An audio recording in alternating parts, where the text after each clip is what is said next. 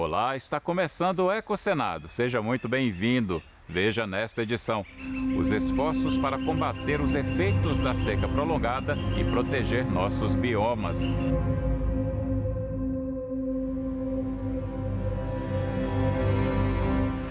Usinas eólicas geram energia limpa em alto mar. Em alto mar a gente coloca com uma certa distância da costa, enfim, para não ter essa interferência. E ela tem algumas características a mais, peculiaridades em relação àquela que está em terra. Especialistas debatem um novo modelo de financiamento para combater as mudanças climáticas. E a anta, o maior mamífero terrestre brasileiro, está ameaçada de extinção. Essa espécie habita diferentes biomas, como Amazônia, Pantanal, Cerrado e Mata Atlântica. Mas, infelizmente, está vulnerável e é considerada extinta na Caatinga.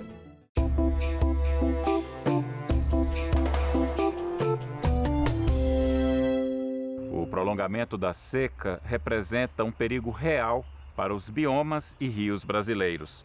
Nesta reportagem, você vai conhecer os esforços que estão sendo feitos para proteger as bacias hidrográficas e as matas nativas de nosso país.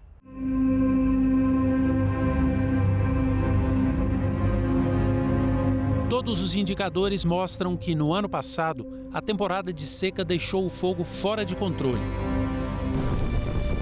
O número de focos de incêndio em todo o país aumentou 46,5%. A Amazônia e o Cerrado foram os biomas mais atingidos. Foram queimados mais de 30 milhões de hectares, uma área maior que todo o território da Itália. O crescimento da área queimada foi de 79%. Se considerados apenas os incêndios em florestas, o Brasil registrou a maior destruição causada pelo fogo em 7 décadas. O aumento das áreas queimadas está associado aos efeitos do longo período de seca, que afetou grande parte do país. O que tem se observado nos últimos anos? Tem se observado que o período seco tem se prolongado. Período seco prolongado, a gente tem risco de quê? De incêndios, risco de queimada. Por que tem a queimada? Porque não tem água no solo para a plantinha. Não tem água no solo para a plantinha, as folhas mais antigas são jogadas por uma estratégia de sobrevivência das plantas. Por exemplo, as gramíneas, elas vão ficar só palha, qualquer faísca pega fogo. Então, os alertas precisam ser o tempo todo monitorados. Hoje o Brasil tem um programa de alerta dessas secas e o IMET faz parte. A Agência Nacional de Águas, o INPE faz parte, então o CEMADEM. Então, hoje está se preocupando muito com o problema do Pantanal, daquelas queimadas no Pantanal, as queimadas intensas na Amazônia. Então, hoje tem um sistema, um grupo trabalhando para um plano nacional desses extremos climáticos, combate à seca, principalmente no Pantanal e na Amazônia. A expectativa é de que a seca seja menos intensa neste ano, mas ainda assim, os órgãos de governo estão se preparando para evitar o descontrole das queimadas. Esse ano a gente está numa situação um pouco menos complicada. Esse ano a gente não tem o fenômeno El Niño acontecendo, a gente está num momento de neutralidade dos fenômenos climáticos, mas a gente vai ter em algumas regiões situações muito extraordinárias. Para isso a gente está trabalhando de maneira muito intensa a prevenção e a contratação de um número recorde de brigadistas. A gente espera algo em torno de 2.600 brigadistas, apenas o IBAMA, junto com o ICMBio, chegar a quase 5.000 brigadistas. As queimadas acontecem porque as pessoas colocam fogo, basicamente é isso que tem. A gente tem os bombeiros dos estados atuando, a gente tem muitas brigadas privadas e voluntárias, e a gente também tem os brigadistas do IBAMA e do ICMBio. O IBAMA atua preferencialmente nas áreas federais, nas unidades de conservação e nas terras indígenas. O ICMBio atua com foco mais nas unidades de conservação. A ideia é que a gente possa ter uma integração maior. O IBAMA vai aumentar também a quantidade de bases de ação nos diferentes estados. Serão mais de 100 brigadas espalhadas pelo Brasil, um número recorde de aeronaves nós estamos falando aí de mais de 30 aeronaves envolvidas em todas as atividades. Tanto as aeronaves no combate às chamas, quanto aeronaves utilizadas no transporte dos brigadistas pelo país. A intensificação dos períodos de seca pode transformar os biomas que já sofrem com as mudanças climáticas. A gente tem um dado do CEMADEM e do INPE, que nos apresentaram em 2023, que mostra o surgimento da primeira área de clima árido no Brasil, exatamente nessa região do Vale do São Francisco, pegando 6 municípios da Bahia e 2 municípios do estado de Pernambuco. Isso significa dizer que a gente tem menos água disponível nesse ambiente. Não está dizendo que nós temos um deserto, mas que a gente tem menos água disponível. E com a degradação da terra, a gente pode ter um processo de desertificação muito intenso. Mas esse dado do CEMADEM também mostra o crescimento da área de semiaridez no Brasil, de clima semiárido. E o surgimento de uma categoria de suscetibilidade à desertificação, que é o clima subúmido seco, fora do semiárido histórico do Brasil, que é na região do Pantanal, do Mato Grosso do Sul e na região norte do estado do Rio de Janeiro. Isso significa dizer que esses lugares são semiáridos, que esses lugares agora também estão suscetíveis à desertificação? Sim. Não significa dizer que eles já são desertos. As pessoas às vezes ficam pensando que a suscetibilidade à desertificação é um deserto que a gente já está tendo. Não, a expressão já explica por si. Está suscetível, é provável que ocorra se as práticas de manejo do solo, da água, da vegetação, que causam os danos ao meio ambiente, continuar da forma como está. As secas severas também impactam o abastecimento de água. Atualmente, 25 países sofrem o chamado estresse hídrico, que quer dizer muita procura com pouca disponibilidade de água em uma mesma área. Estima-se que até 2050, 1 bilhão de pessoas em todo o mundo vão enfrentar as consequências da escassez de água. As principais bacias hidrográficas brasileiras podem ter diminuição de até 40% na disponibilidade de água até 2040, segundo a Agência Nacional de Águas e Saneamento Básico. Já o consumo e a utilização de água devem aumentar 24% nos próximos 5 anos. Enquanto monitoram a intensidade da seca, as companhias de abastecimento investem em obras nos sistemas para evitar a perda de água e promovem campanhas de conscientização, deixando o alerta. Precisamos ter consciência de que a água é um recurso cada vez mais escasso. Com certeza. A gente hoje vive um cenário em que o contexto de mudanças climáticas é algo consumado a nível mundial, né? A gente vê as regiões cada vez mais tendo um período de estiagem mais pronunciado, às vezes com a duração maior, igual o Distrito Federal passou, né, em 2023, ou situações de excesso de chuva, né, provocando inundações. Isso é observado a nível global, né? Então, essas mudanças têm acontecido, o que demanda que as cidades, que a sociedade seja mais resiliente, mais conectada com a preservação do meio ambiente, com mais opções, né, para a área urbana. E outra questão que a gente tem observado, além da intensificação do período de estiagem, são as queimadas, né, que também corroboram, né, com um prejuízo para as captações, uma vez que se você tem uma área queimada numa bacia que você capta água, aquela vegetação também foi estressada e ela vai precisar de mais água, né, do subsolo para se recompor, né? Então aquilo também faz com que a demanda da água subterrânea também aumente. E é claro, o crescimento das cidades, quando não ocorre de forma planejada e organizada, faz com que ocupações possam ocorrer em áreas sensíveis, muitas vezes áreas de recarga, né, subterrânea ou áreas de proteção de manancial, e faz com que, à medida que o meio ambiente também possa ser pressionado, né, isso pode se desdobrar em prejuízo na disponibilidade hídrica também. Você sabia que existem usinas elétricas gerando energia limpa em alto mar? São as eólicas offshore. Mas para que elas entrem em funcionamento, elas têm que passar por um rigoroso processo de liberação. Eu queria que primeiramente a gente explicasse para quem está nos assistindo o que é uma usina eólica offshore. É uma usina de geração de energia elétrica, mas em vez de estar em terra, numa chácara, num sítio ou mesmo numa cidade, vai estar em alto mar.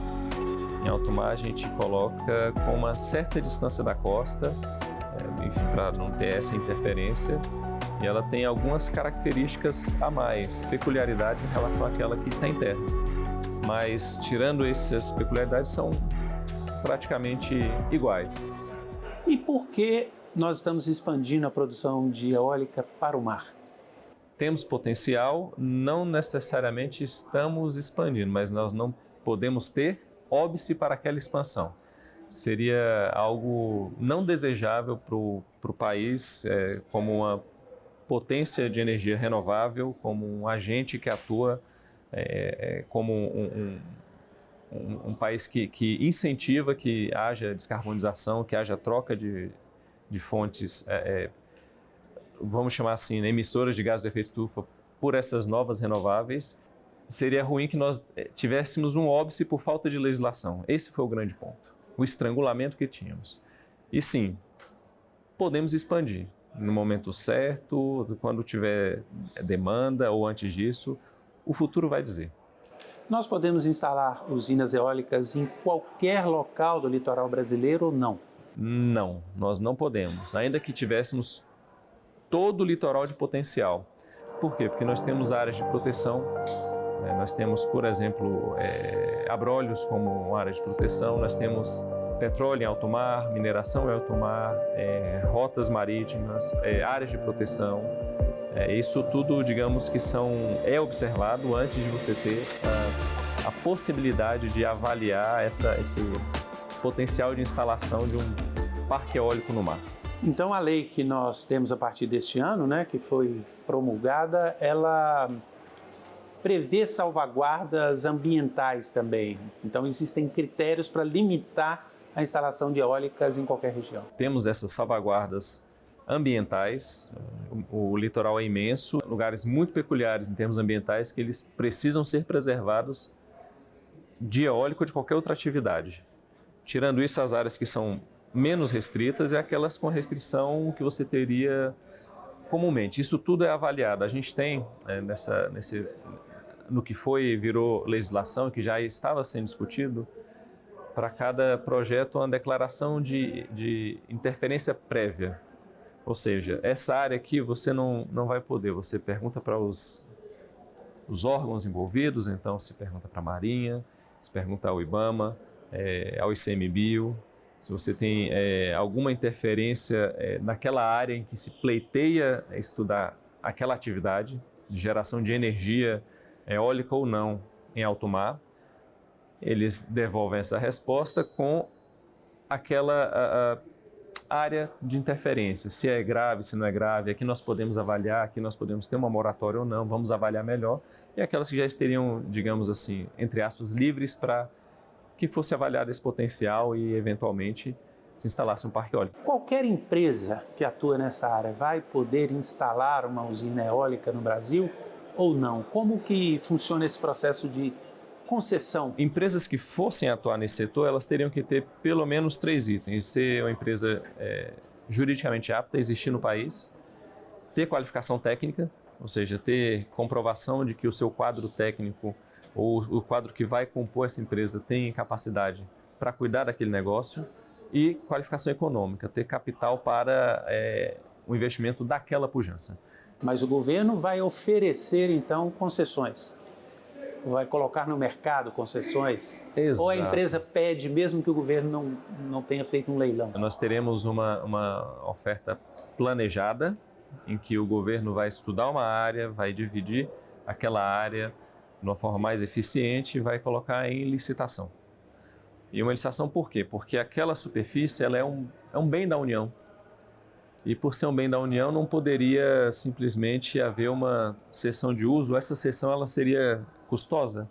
Imaginemos que sem essa legislação específica, nós teríamos que utilizar os instrumentos já existentes do século passado para tentar fazer a cessão desse bem da União como um bem generalista, como se fosse um terreno, uma casa, um apartamento, em que você tem a licitação por meio do órgão específico que cuida do patrimônio da União.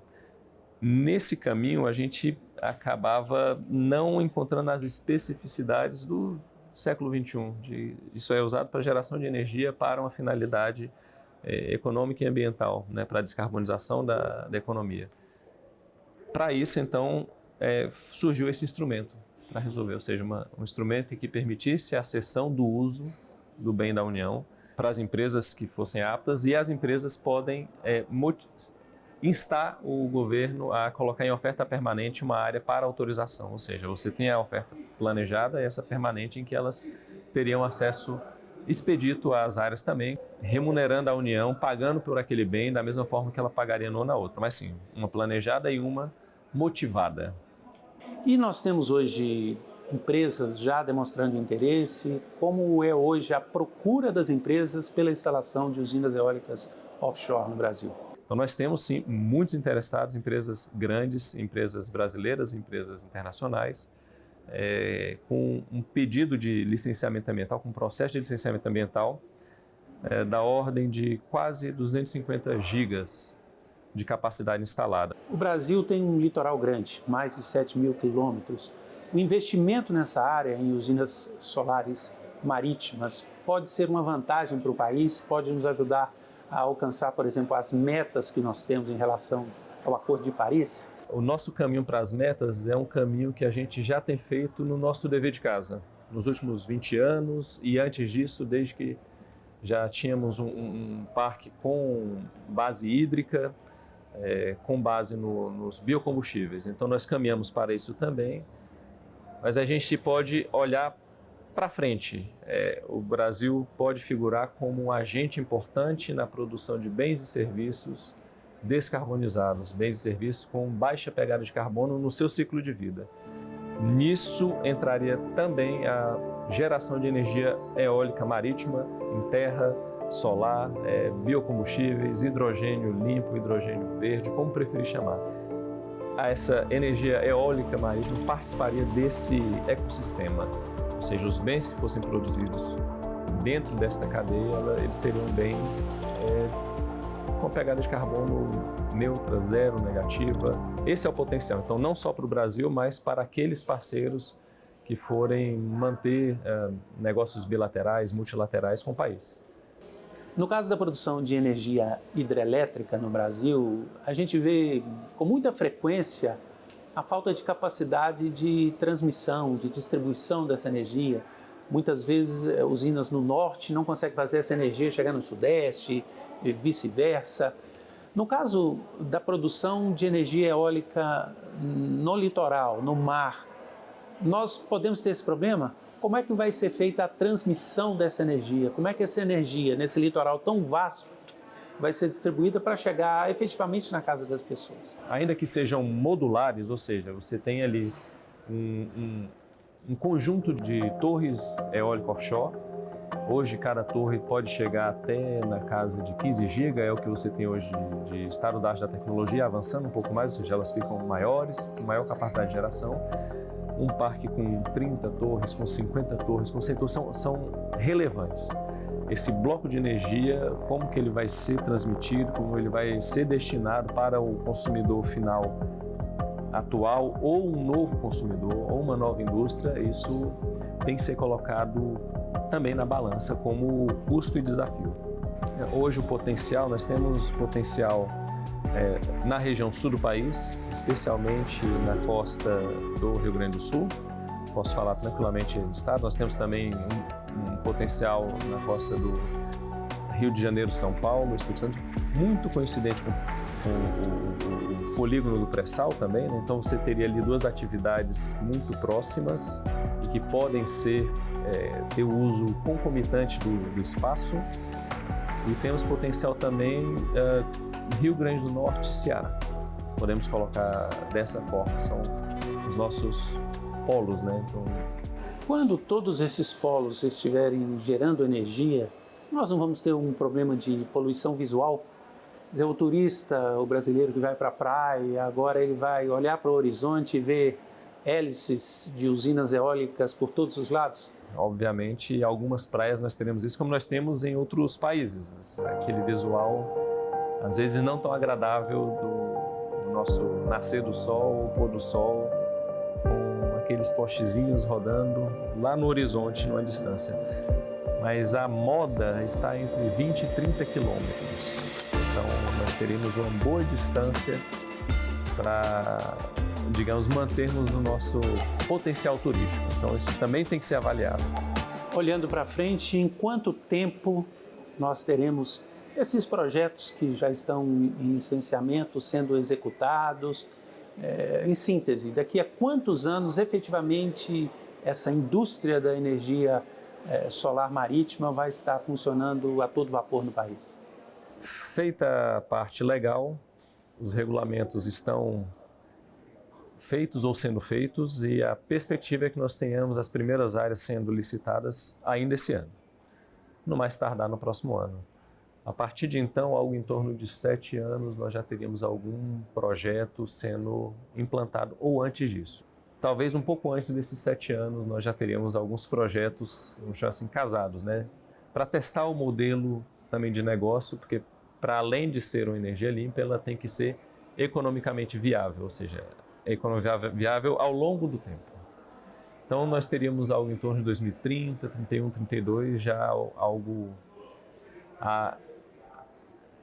pronto, provavelmente com um desses dois ancorando, um desses dois consumidores, tanto o hidrogênio a partir da eletrólise da água, como data centers, como ancoradores de algum parque eólico marítimo.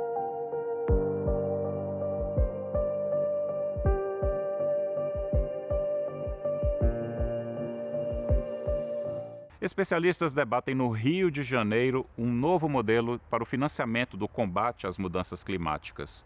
Eles acreditam que a presidência do Brasil no BRICS e a COP30, a Conferência do Clima, que vai acontecer em Belém do Pará no segundo semestre, serão fundamentais para chamar a atenção para a questão ambiental. Desenvolvimento de parcerias e inserção coordenada na agenda mundial é o que pretendem os países do BRICS. E não se faz isso ignorando a agenda ambiental. Um seminário no Rio de Janeiro reuniu técnicos e especialistas para discutirem dilemas e oportunidades de financiamento voltado para o meio ambiente. O Brasil reconhece a sua responsabilidade nessa frente e a oportunidade histórica, como anfitrião da COP30 e presidente do BRICS, para liderar esforços globais em torno do financiamento justo e equitativo da transição ecológica. Os debatedores enxergam nos dois eventos oportunidade de implementar esforços para facilitar o financiamento de projetos e iniciativas com enfoque na sustentabilidade ambiental. Discussão que também atrai temas com os quais a humanidade lida desde sempre. Ela é um desenvolvimento sustentável. Então, o desenvolvimento humano, né? É educação, é fome, é pobreza, é desigualdade, tudo isso vem nesse pacote. Nosso objetivo é garantir que a COP30 seja uma COP da implementação concreta e eficaz dos compromissos climáticos, em que o BRICS desempenhe um papel decisivo na construção de um sistema financeiro internacional mais justo, inclusivo e sustentável. O BRICS ele tem um papel importante para reforçar e para que a gente chegue na COP30 com essas bases entre esses 11 países, mais os parceiros já mais alinhada, né? São duas oportunidades de liderança mundial que o Brasil vem experimentando nos últimos meses. Primeiro, a presidência do G20 e, em seguida, a do grupo do BRICS.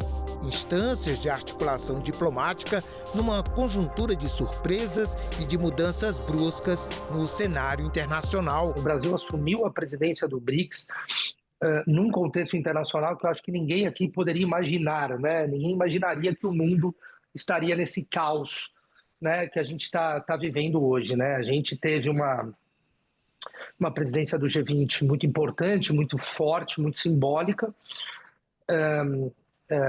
e de repente o mundo teve essa mudança, né? A gente viu o tamanho e a relevância do BRICS, o que foi evidenciado ainda mais depois da eleição do Trump nos Estados Unidos, que reforçou como precisamos de outras articulações, né, em escala global, para além daquelas já tradicionais. Veja agora o que é notícia em nosso Giro Ambiental.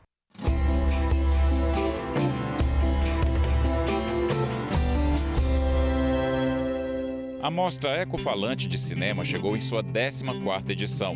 O evento aconteceu em São Paulo entre 29 de maio e 11 de junho, com produções audiovisuais e debates que discutem temas socioambientais. Este ano, a mostra trouxe uma seleção de 125 filmes, representando 33 países. No Dia Mundial do Meio Ambiente, celebrado em 5 de junho, o secretário-geral da ONU, Antônio Guterres, reforçou a necessidade de combater a poluição por plásticos. Guterres citou o encontro dos países para a elaboração de um novo tratado global. In 2 months, countries will come together to hammer out a new global treaty to end plastic pollution. We need an ambitious, credible and just agreement this year, one that covers the life cycle of plastic through the perspective of circular economies, that responds to the needs of communities, that aligns with broader environmental goals, the Sustainable Development Goals and beyond, and that is implemented fast and in full. O Dia do Meio Ambiente também inspirou a iluminação do Congresso Nacional. Em celebração à data, imagens e frases que reforçam a necessidade da conscientização ambiental iluminaram as torres e as cúpulas do Senado Federal e da Câmara dos Deputados. Nesta edição, nós vamos conhecer o maior mamífero terrestre brasileiro, a anta. A espécie está ameaçada de extinção e é fundamental para o reflorestamento de nossas matas nativas. Podendo pesar até 300 quilos, ter cerca de 2 metros de comprimento e atingir pouco mais de 1 metro de altura, a anta é o maior mamífero terrestre brasileiro. Essa espécie habita diferentes biomas, como Amazônia, Pantanal, Cerrado e Mata Atlântica. Mas, infelizmente, está vulnerável e é considerada extinta na Caatinga. São animais solitários e de hábitos predominantemente noturnos, encontrados em pequenos grupos de até 3 indivíduos. Por causa do seu focinho em forma de pequena tromba curvada para baixo, a anta tem grande habilidade para capturar alimentos e sentir o ambiente ao redor. Além disso, o ciclo reprodutivo das fêmeas é longo. A gestação dura entre 13 e 14 meses, resultando em apenas um filhote por vez. Conhecida como jardineira da floresta, ela desempenha um papel fundamental na dispersão de sementes, contribuindo para a manutenção e regeneração dos ecossistemas. Ficamos por aqui. Muito obrigado por sua audiência. Para rever este programa ou outros da TV Senado, é só acessar o nosso site, senado.leg.br/TV, ou nosso canal no YouTube. Obrigado pela companhia. A gente se vê na próxima edição do Eco Senado. Tchau.